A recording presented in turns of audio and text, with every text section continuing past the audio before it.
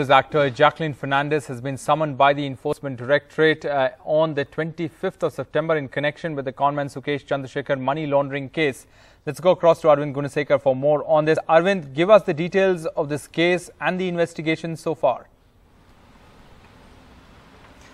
Rohit, the Enforcement Directorate has summoned Bollywood actor Jacqueline Fernandez for questioning on September 24th. This will be the second time where Jacqueline Fernandez will be examined by the agency officials in Delhi. In fact, the Enforcement Directorate taking cognizance of Delhi Police FIR against Sukesh Chandrasekhar for allegedly defrauding the Fortis Healthcare promoters.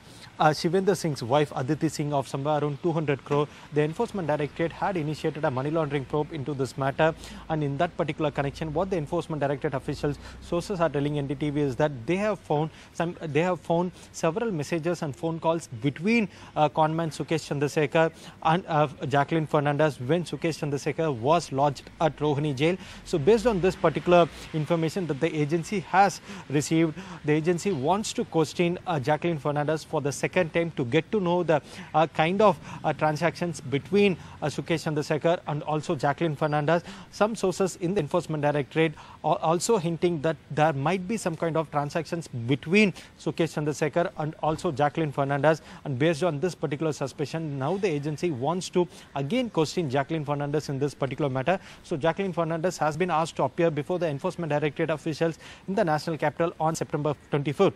It is pertinent to note that the Enforcement Directorate is trying to recover the money that has been duped by Sukesh Chandrasekhar and his associates from Aditi Singh.